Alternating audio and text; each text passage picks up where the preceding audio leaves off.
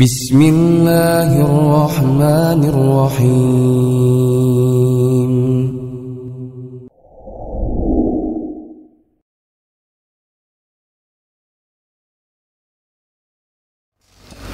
Assalamualaikum warahmatullahi wabarakatuh.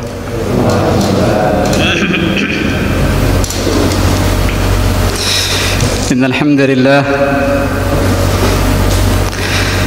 nahmaduhu wa nasta'inuhu wa nastaghfiruh wa na'udzu billahi min shururi anfusina wa min sayyiati a'malina. Man yahdihillahu fala mudilla lahu ومن يضلل فلا هادي له وأشهد أن لا إله إلا الله وحده لا شريك له وأشهد أن محمدا عبده ورسوله لا نبي بعده. يا أيها الذين آمنوا اتقوا الله حق تقاته ولا تموتن إلا وأنتم مسلمون. يا أيها الناس اتقوا ربكم الذي خلقكم من نفس واحدة وخلق منها زوجها وبث منهما رجالا كثيرا ونساء واتقوا الله الذي تساءلون به والأرحام إن الله كان عليكم رقيبا.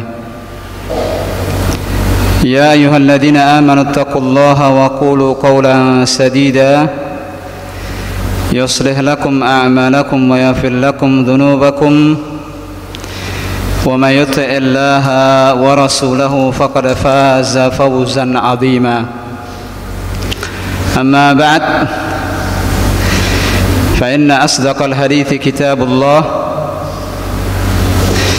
وخير الهدي هدي محمد صلى الله عليه وسلم وشر الأمور محدثاتها وكل محدثة بدعة وكل بدعة ضلالة وكل ضلالة في النار. معاشر الإخوة kaum muslimin rahimani wa rahimakumullahu jami'an. Sidang salat subuh yang insyaallah dimuliakan oleh Allah Subhanahu wa taala. Alhamdulillah, tiada kata yang pantas kita ucapkan di kesempatan pagi yang berbahagia ini kecuali ucapan syukur kita kepada Allah Subhanahu wa taala. Karena atas karunia dan nikmat dari Allah semata kita semua diizinkan oleh Allah, dimudahkan oleh Allah Subhanahu wa taala untuk melangkahkan kaki kita menuju masjid yang kita cintai ini dalam rangka melaksanakan salah satu kewajiban kita sebagai seorang muslim, yakni melaksanakan salat subuh berjamaah. Kita memohon kepada Allah Subhanahu wa taala dengan nama-nama dan sifat-sifatnya yang maha mulia, maha tinggi dan maha indah dan maha sempurna, agar Allah Subhanahu wa taala menerima semua amal ibadah kita, baik yang lalu, yang sekarang dan yang akan datang, dan dimasukkan oleh Allah Subhanahu wa taala sebagai pemberat timbangan amal kebaikan kita di hari kiamat nanti. Salawat dan salam terus tercurah kepada junjungan kita, teladan kita, idola kita semua, Nabi kita Nabi Muhammad sallallahu alaihi wasallam beserta keluarga beliau, para sahabatnya dan seluruh pengikutnya yang senantiasa mengikuti sunnah beliau dengan baik hingga hari kiamat kelak. Ahibati fillah, saudara-saudaraku seiman yang saya cintai karena Allah, melanjutkan kembali pembahasan kitab Riyadhus Shalihin yang ditulis oleh Al-Imam An-Nawawi rahimahullah, yang mana kita di akhir pembahasan tentang al-mubadarah ilal khairat, bersegera untuk melaksanakan kebaikan, wal hathu 'alaiha, dan dorongan atau motivasi untuk melakukan hal tersebut. Di bab yang ke-10, dan tersisa beberapa hadis Nabi SAW di bab ini. Kemudian kita masuk ke bab yang baru, bab ke-11 tentang al-mujahadah, bersungguh-sungguh dalam beribadah. Pembahasan terakhir yang sempat kita bahas,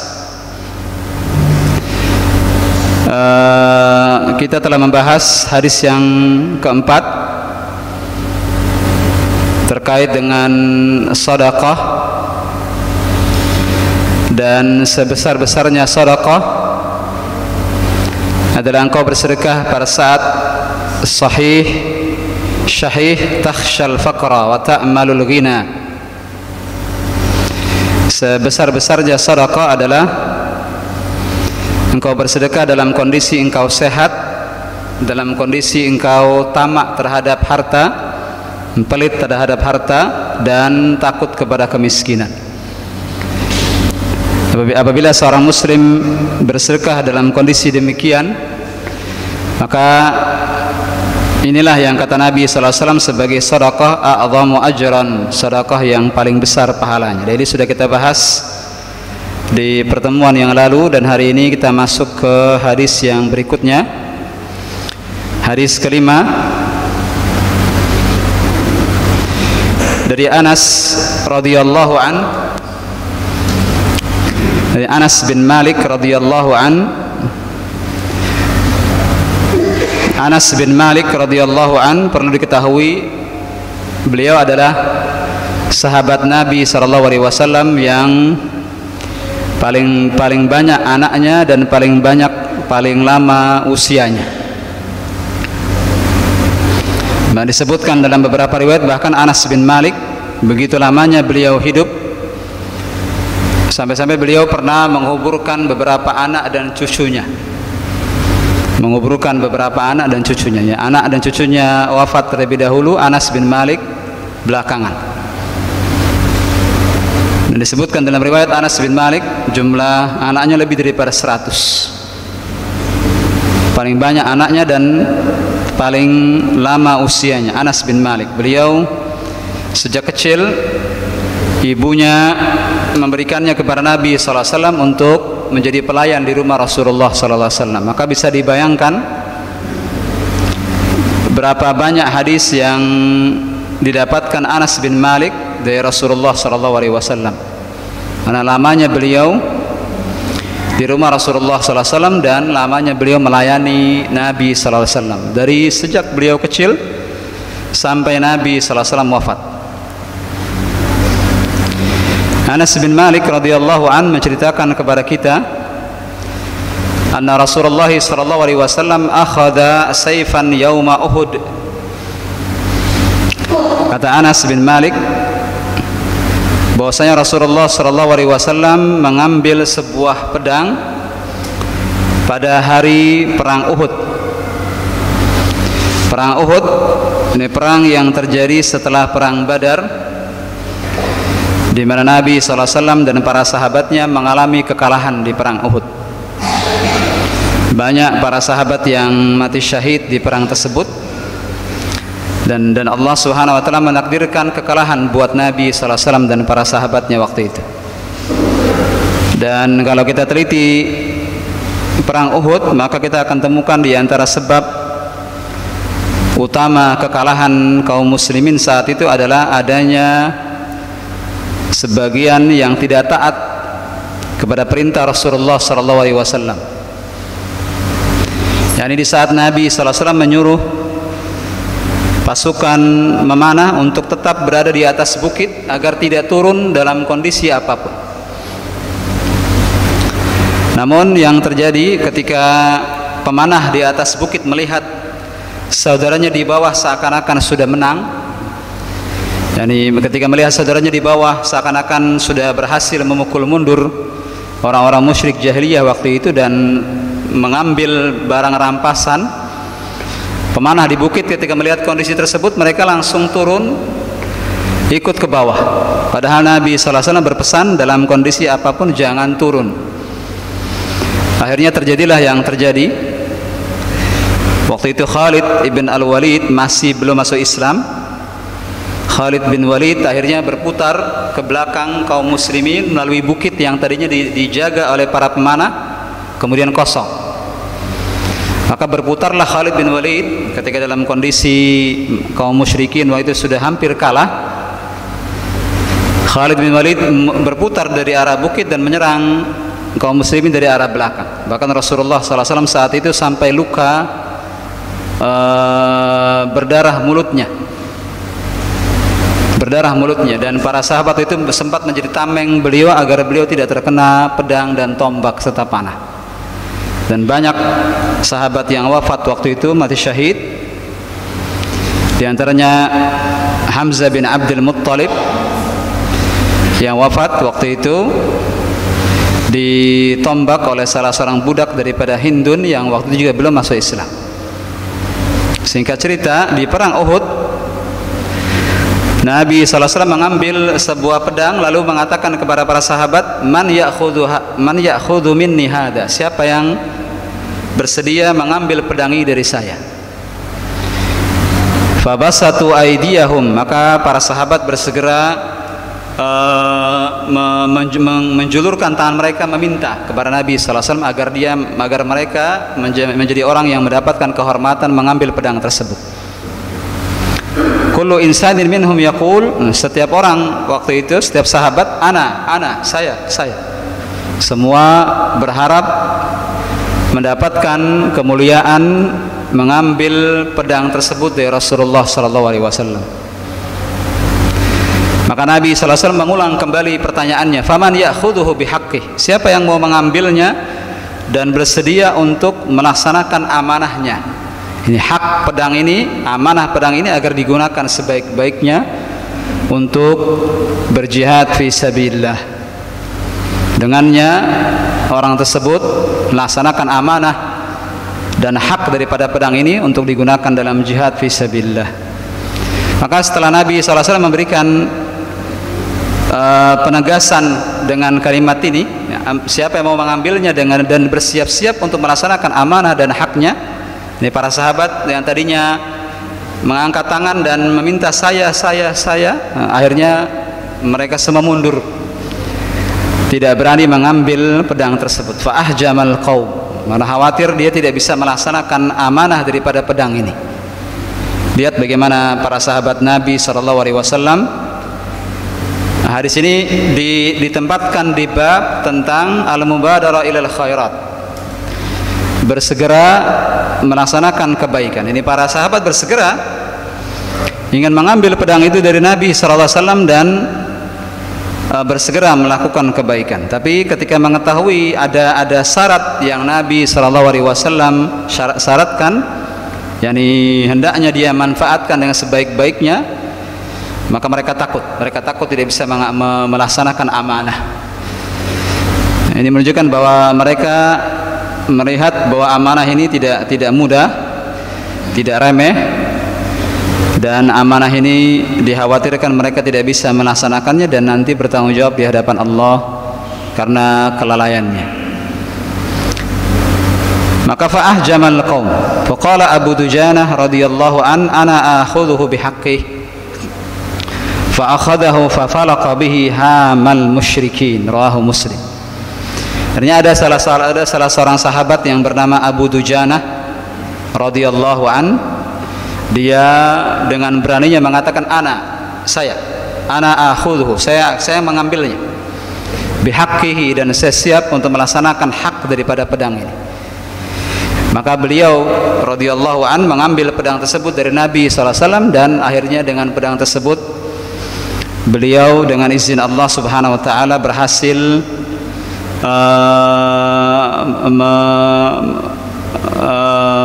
memukul mundur kaum musyrikin dan memecah belah barisan mereka. Hadis ini diriwayatkan Imam Muslim. Walaupun saat itu kita ketahui bahwa perang Uhud berakhir dengan kekalahan Nabi SAW dan para sahabatnya. Yang diambil dari kisah ini adalah bersegeranya para sahabat Nabi SAW untuk menerima tawaran Nabi SAW mengambil pedang tersebut. Dan yang kedua juga menunjukkan betapa takutnya para sahabat Nabi SAW untuk menerima amanah. Nah, amanah ini kelak akan ditanya oleh Allah Tabaraka wa Ta'ala, dan mereka khawatir tidak bisa melaksanakan amanah tersebut, dan akhirnya hanya satu orang yang berani mengambilnya untuk menggunakannya dengan sebaik-baiknya di jihad fi sabilillah. Hadis ini, ma'asyar ikhwah rahimani wa rahimakumullahu jami'an, mempunyai beberapa faedah penting. Yang pertama, targhibur Rasul sallallahu alaihi wasallam ashabah ala mazidin min at-tadhiyah wan nikayah bil adu. Hadis ini yang pertama, faedah yang bisa kita ambil dari hadis ini bahwa Rasulullah sallallahu alaihi wasallam memotivasi para sahabat untuk bersungguh-sungguh dalam berkurban fi sabilillah, dan bersungguh-sungguh untuk mengalahkan musuh di jihad fi sabilillah dengan simbol sebuah pedang yang ditawarkan Nabi sallallahu alaihi wasallam kepada para sahabat. Ini simbol perintah Rasulullah sallallahu alaihi wasallam, motivasi Rasulullah sallallahu alaihi wasallam kepada para sahabatnya agar mudah untuk berkorban. Ya, mereka siap untuk berkorban nyawa, berkorban harta, tidak akan kembali harta dan nyawanya. Itu semua dilakukan demi jihad fisabilillah dan demi untuk menegakkan kalimatullah. Maka di sini para sahabat Nabi SAW ketika mendengarkan motivasi Rasulullah SAW dengan simbol tawaran untuk mengambil sebuah pedang dari Rasulullah SAW, maka para sahabat, kita lihat di sini, bersegera untuk mengambil apa yang ditawarkan Rasulullah SAW. Kemudian yang kedua, hadis ini bukan menunjukkan bahwa para sahabat pengecut, tidak. Dan ketika para sahabat Nabi SAW mundur, tidak jadi mengambil pedang tersebut, bukan karena mereka pengecut, tapi karena mereka khawatir tidak bisa melaksanakan amanah yang diamanahkan Rasulullah SAW kepada mereka. Yang mengambil pedang siapa saja bisa. Mengambil pedang Rasulullah SAW siapa saja bisa. Tapi yang bisa melaksanakan amanah yang diminta Rasulullah SAW, maka ini sesuatu hal yang lain. Maka tidak semua para sahabat berani mengambilnya karena kekhawatiran tadi. Dia khawatir tidak bisa melaksanakan amanah. Sekali lagi, ini bukan menunjukkan para sahabat Nabi SAW pengecut, tidak ke arah sana, tapi lebih ke arah bahwa para sahabat Nabi SAW khawatir tidak bisa melaksanakan amanah yang Nabi SAW amanahkan kepada mereka. Maka dari sini kita katakan bahwa qudratin nas fi hamlis silah mutafawitah. Dari sini muncul kesimpulan berikutnya bahwa kemampuan manusia, kemampuan satu individu dengan individu yang lain dalam melaksanakan amanah maka berbeda-beda. Sebagaimana kemampuan satu orang dengan yang lain berbeda-beda dalam hal keterampilan menggunakan pedang berbeda-beda, begitu pula tidak semua orang punya kemampuan sama dalam hal melaksanakan amanah. Maka ini penting untuk dilihat sebagai sebuah faedah yang sangat jeli dalam kehidupan kita, bahwa manakala ada amanah kita harus maklum jika seandainya ada orang yang bisa melaksanakan dengan sepenuhnya, ada yang tidak. Nah, hendaknya seseorang melihat kadar dirinya masing-masing. Hendaknya setiap diri melihat kadar dirinya masing-masing. Jika dia memang melihat bahwa dirinya tidak akan sanggup melaksanakan amanah, maka dari awal katakan saya tidak sanggup.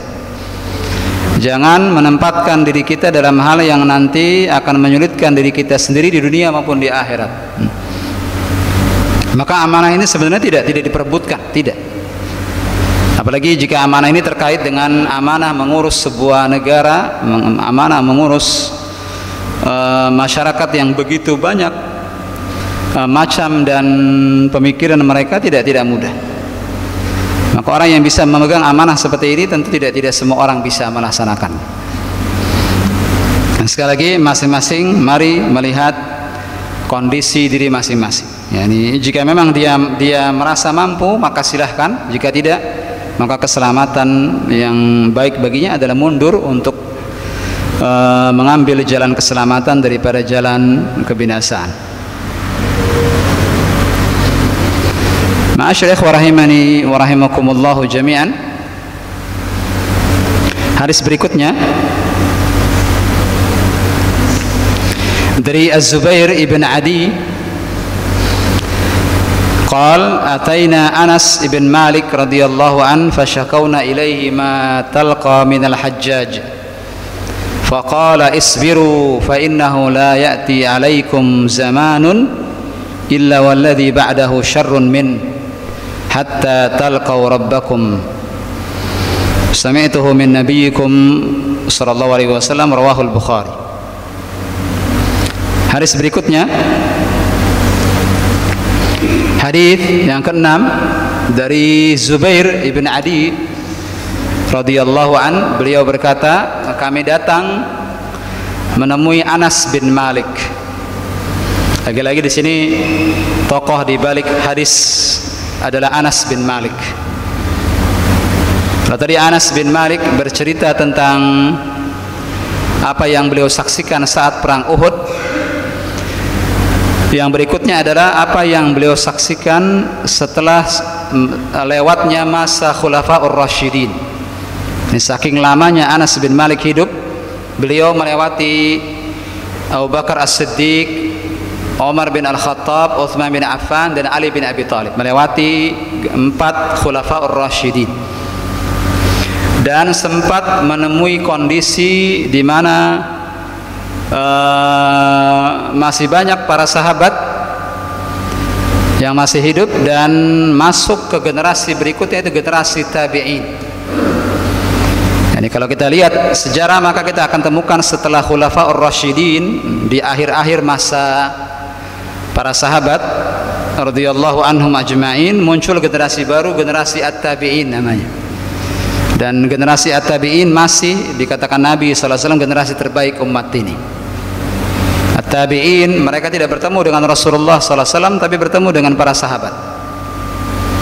Mereka tidak bertemu dengan Rasulullah tapi belajar melalui murid-muridnya Rasulullah, ini para sahabat Nabi sallallahu alaihi wasallam. Mereka disebut tabi'in. Dan di masa tabi'in dan di masa akhir-akhir para sahabat, mereka pernah mengalami diperintah oleh seorang pemimpin yang zalim bernama Al-Hajjaj ibn Yusuf. Bahkan beliau disebut saat itu sebagai As-Saffah. As-Saffah ini tukang jagal.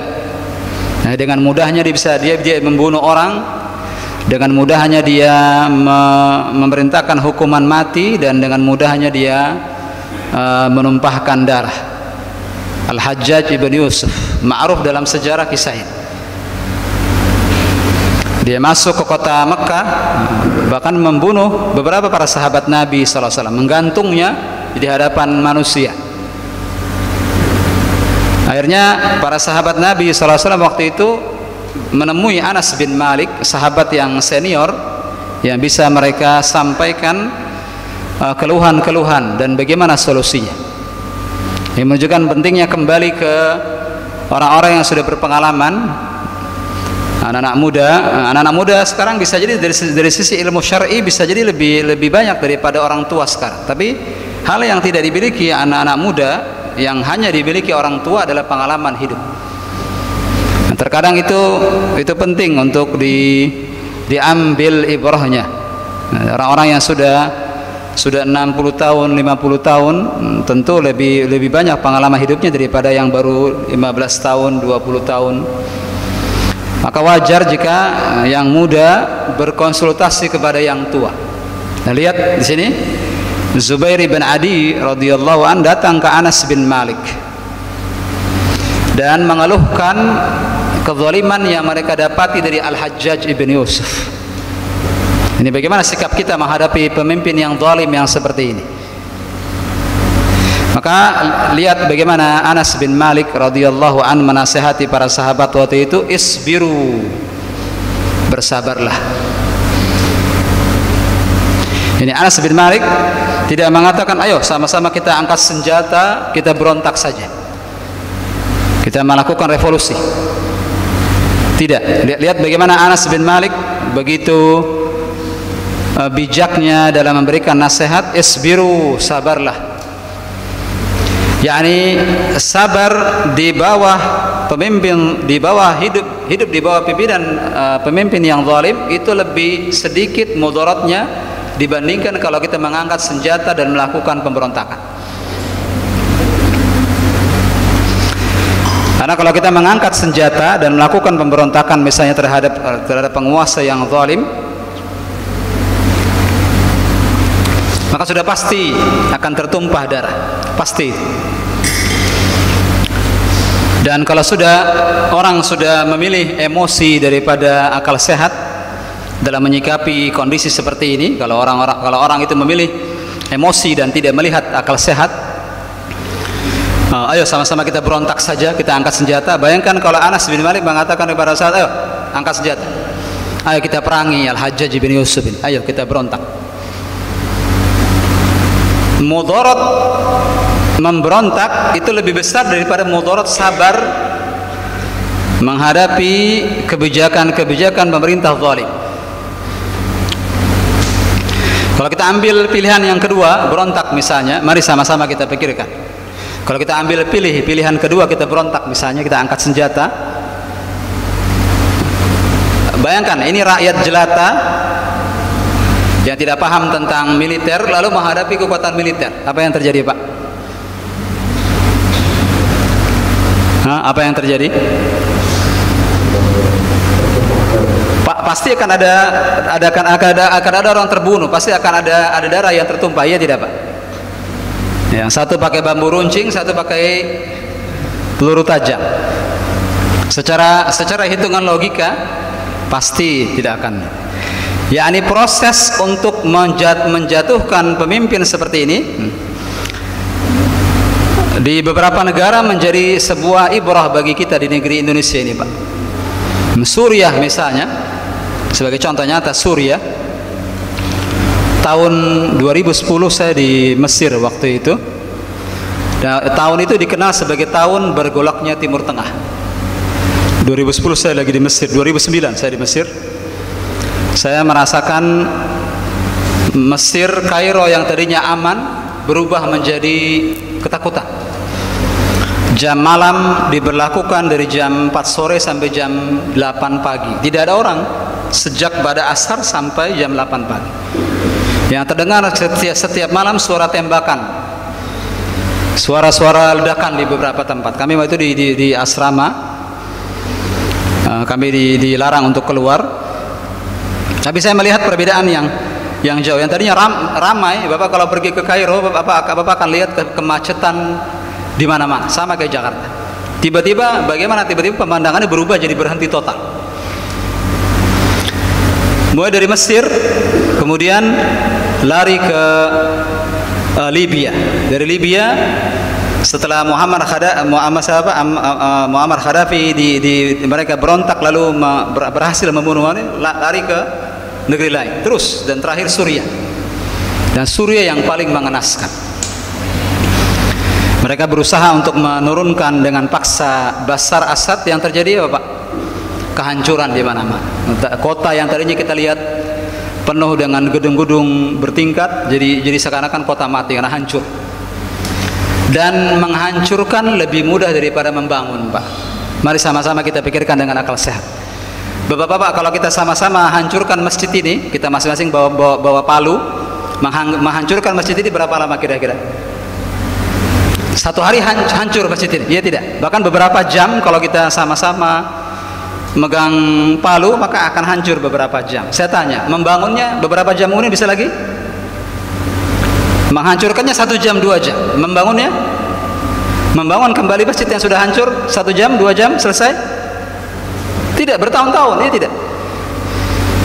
Kondisi Suriah yang sudah hancur di mana-mana, Bashar Assad tidak berhasil diturunkan, dan yang paling menjadi korban mengenaskan adalah wanita dan anak-anak. Laki-laki keluar untuk berperang, memberontak. Perempuan dan anak ini yang mereka dan hilang rasa aman. Nikmat yang terkadang orang lupa bahwa nikmat aman ini nikmat yang luar biasa, Pak. Sama seperti nikmat sehat, Pak. Kapan kita merasakan nikmat sehat itu benar-benar luar biasa? Saat sakit. Saat hilang nikmat sehat itu baru terasa. Oh, sehat itu luar biasa, nikmat besar. Nah, kita rata-rata di sini lahir tahun berapa, Pak? Rata-rata setelah kemerdekaan, ya tidak? Pak Kaswan lahir tahun berapa, Pak? Saya lahir tahun 78, Pak. Saya tidak merasakan ketakutan dijajah Belanda dan penjajahan. Tidak, kita tidak merasakan rasa takut, Pak. Kita lahir dalam kondisi aman, besar dalam kondisi aman negeri ini, dan tidak pernah merasa takut. Ya tidak. Ya, kita hanya mendengar berita dari nenek kita, kakek kita cerita tentang ketakutan di masa penjajahan. Mereka bahkan bersembunyi di bawah tanah agar tidak ditangkap oleh Belanda waktu itu. Jadi kita merasakan aman. Kita tidak melihat aman ini sebagai sebuah nikmat yang besar, karena kita sudah terbiasa aman sejak kita lahir.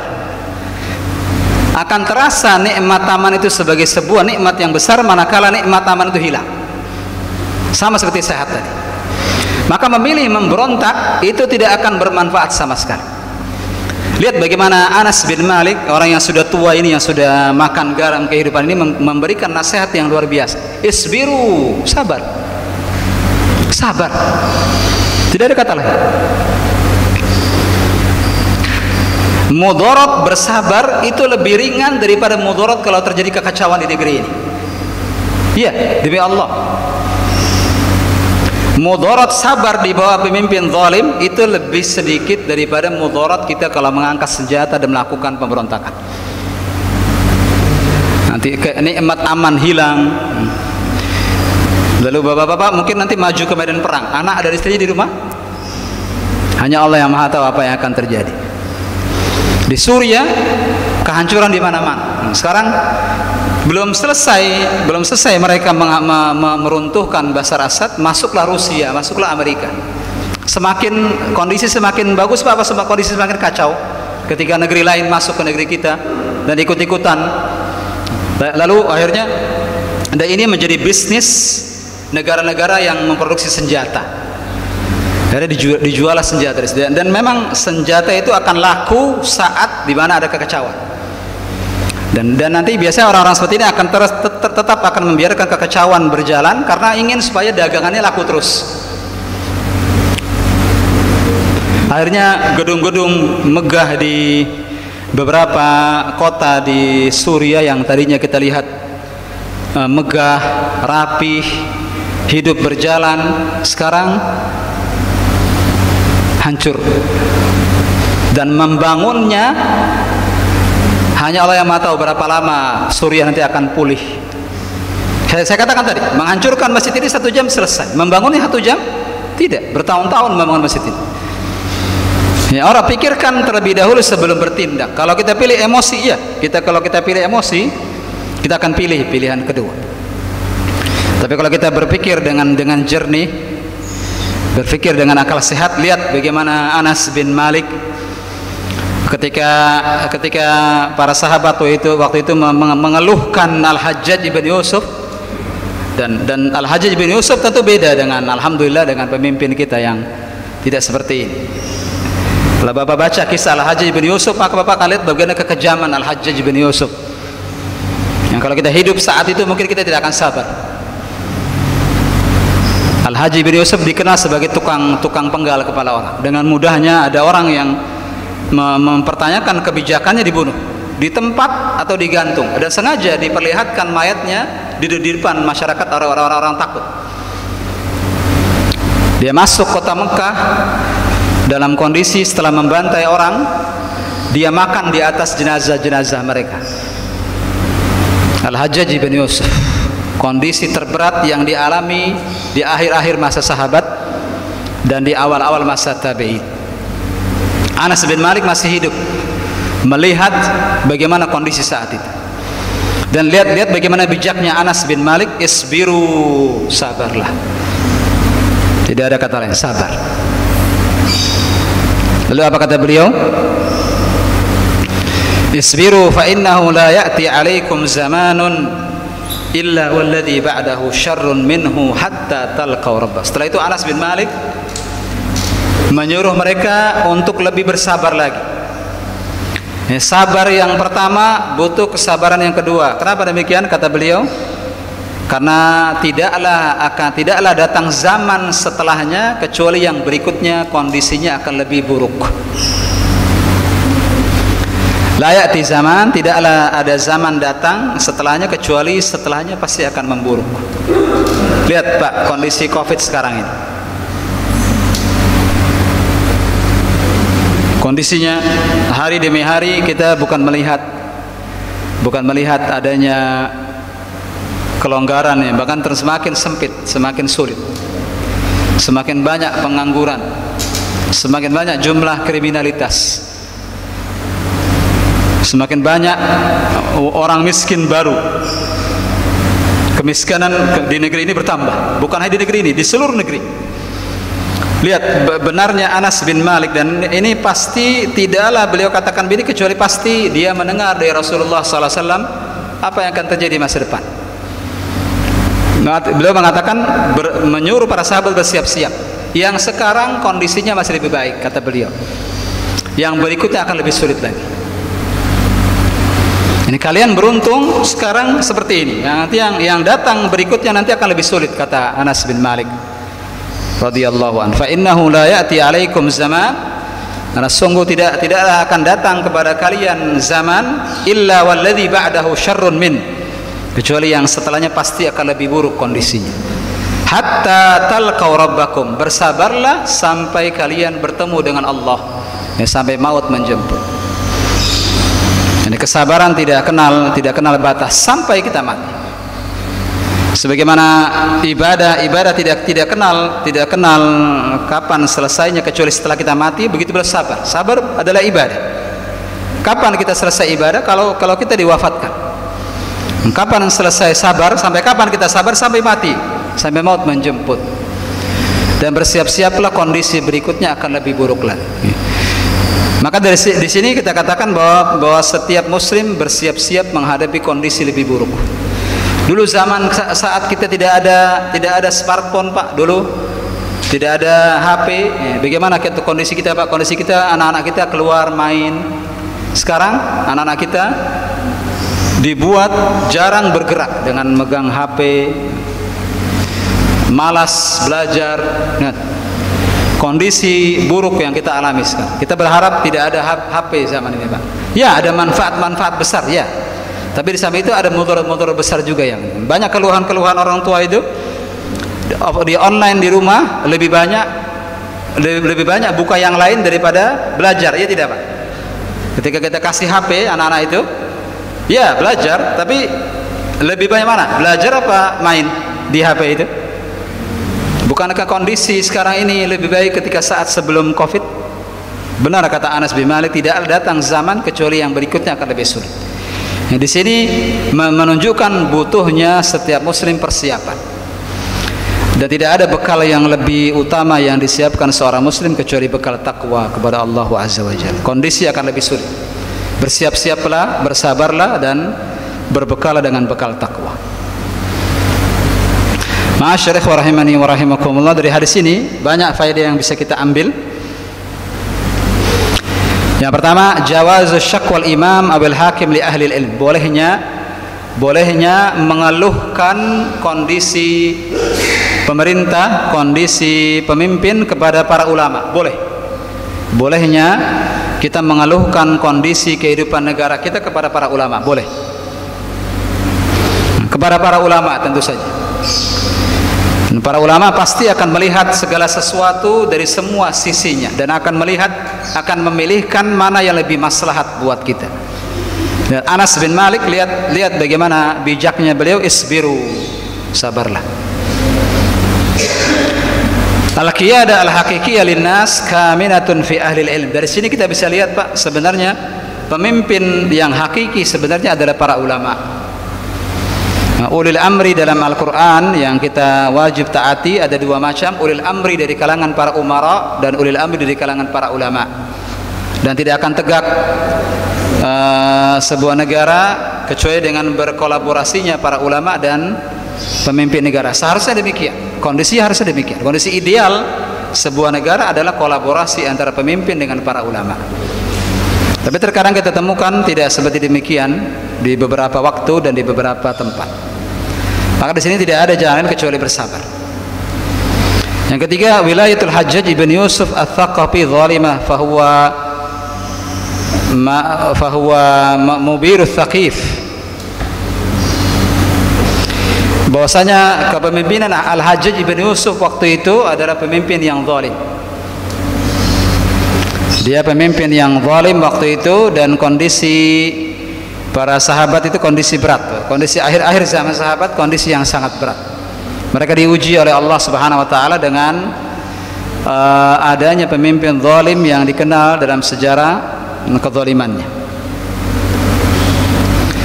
Yang keempat, faedah dari hadis ini, hikmatu ahlil ilm, betapa bijaknya para ulama melihat sebuah permasalahan, wa bu'du nadharihim, dan bagaimana mereka melihat sesuatu itu tidak hanya jangka pendek tapi jangka panjang,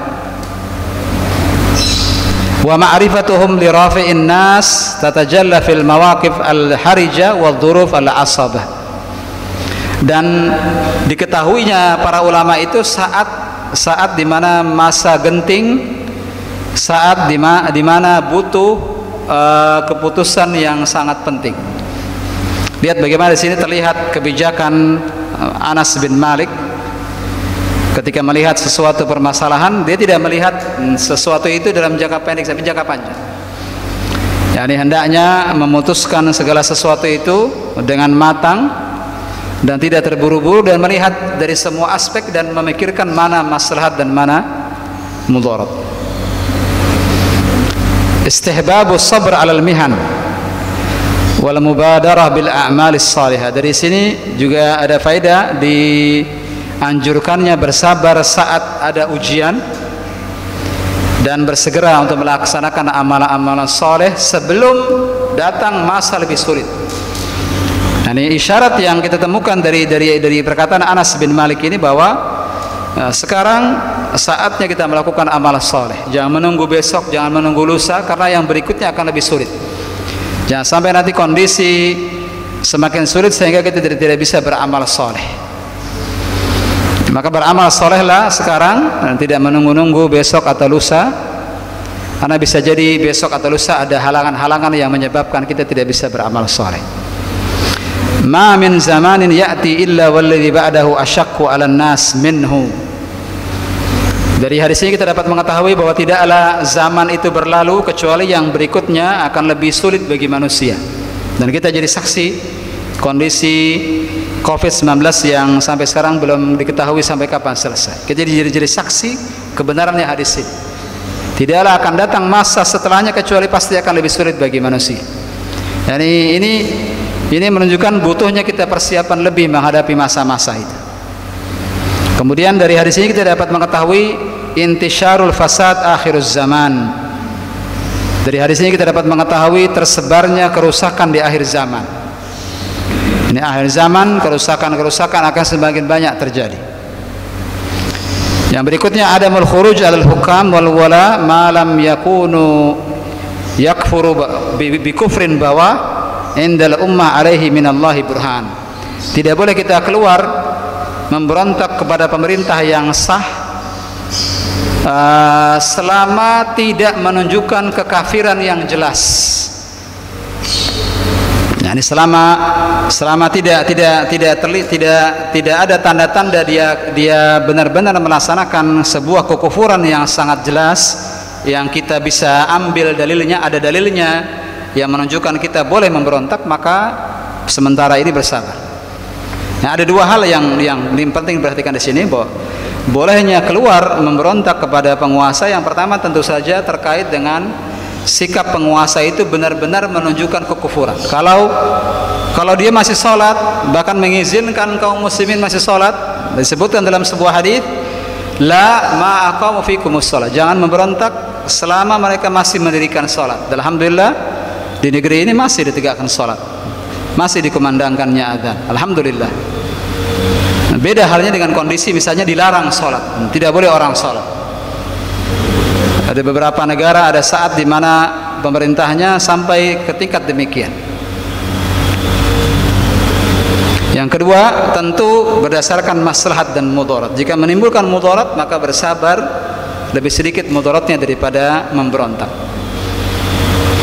Daf'ul mafsadatil kubra bil mafsadatis sughra. Kita menolak mafsadah yang besar dengan menanggung mafsadah yang kecil. Ya, terkadang kita menolak mafsadah yang besar dengan jalan sabar menghadapi mafsadah yang lebih kecil. Maka saya katakan tadi, mafsadah bersabar hidup di bawah pemimpin zalim itu lebih sedikit mafsadahnya daripada kita melakukan kebalikannya. Fa inna Anas bin Malik radhiyallahu an law ajaza lahumul khuruj al hujjaj la hadathat mafasid wa fitna la ya'lamu aqibatuha illa Allah. Walakinnahum amarahum bisabri khasyata wuqu'i dzalik. Lihat bagaimana nasihat Anas bin Malik radhiyallahu an. Kalau Anas bin Malik memperbolehkan mereka keluar memberontak, mengangkat senjata menghadapi Hajjaj bin Yusuf dengan senjata, maka akan terjadi mafsadah yang hanya Allah yang Maha tahu kapan selesainya mafsadah itu. Kapan selesainya kerusakan-kerusakan. Lihat bagaimana Suriah, Pak, sampai sekarang kita tidak tahu sampai kapan mau selesai Suriah ini, permasalahan Suriah ini. Kondisi sudah hancur lebur. Orang-orang asing, negara asing masuk ikut campur dengan kondisi negara Suriah, akhirnya semakin sulit untuk mengetahui kapan selesai permasalahan. Maka bersabar menghadapi pemimpin zalim itu lebih kecil mafsadahnya daripada melakukan kebalikan. Ma'asyiral ikhwah rahimani wa rahimakumullahu jami'an. Sebenarnya tadinya niatan saya mau menghabiskan seluruh hadis, tapi melihat kondisi sebagian jamaah sudah mulai mengantuk, saya rasa cukup sampai sini pembahasan kita. Tidak bijak kalau saya terus lanjutkan, nanti semakin saya bicara semakin tidak akan fokus. Maka cukup sampai sini pembahasan kita. Alhamdulillah saya punya kopi. Kalau Bapak nggak punya kopi kan Pak, saya bisa tahan ngomong sampai berjam-jam ya, tapi kalau tidak mungkin bisa. Maka saya tutup sampai sini pembahasan kita. Kita buka tanya jawab. Silakan Pak, yang mau bertanya. Jika tidak kita tutup. Silakan Pak, Pak ya. Ya. Assalamualaikum warahmatullahi wabarakatuh.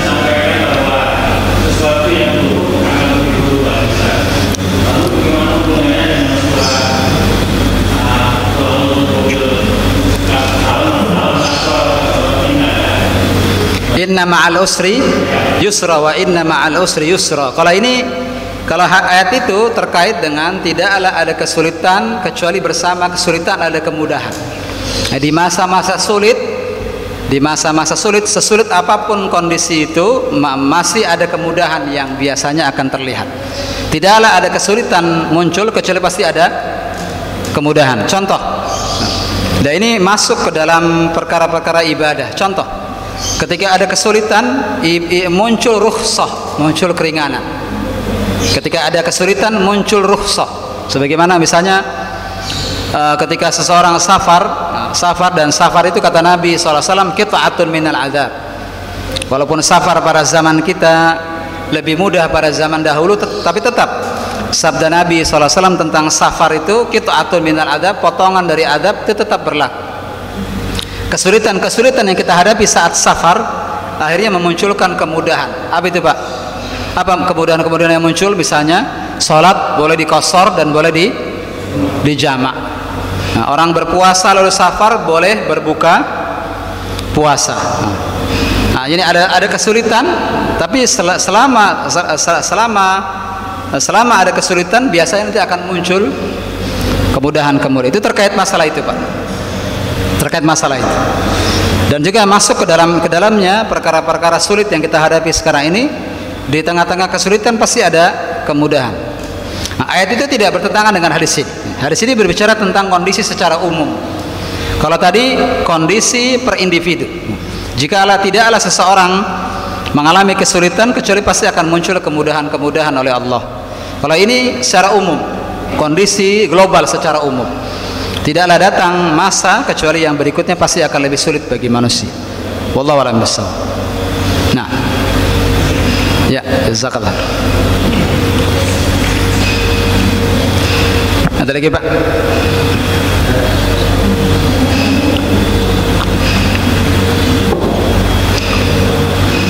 Baik, jika tidak ada, kita cukupkan sampai sini pembahasan kita. Semoga apa yang kita bahas menjadi ilmu yang bermanfaat, yang melahirkan amalan soleh, dan yang benar tentu semata-mata datang dari Allah Subhanahu wa taala Rasul. Jadi yang salah tentu datang dari saya dan dari syaitan, dan saya mohon ampun kepada Allah atas segala kesalahan. Kita tutup wa sallallahu nabiyana Muhammadin wa ala alihi wa sahbihi wa sallam. Wa akhiru da'wana alhamdulillahi rabbil alamin. Subhana bihamdik asyhadu an la ilaha illa anta astaghfiruka wa atubu ilaik. Assalamualaikum warahmatullahi wabarakatuh.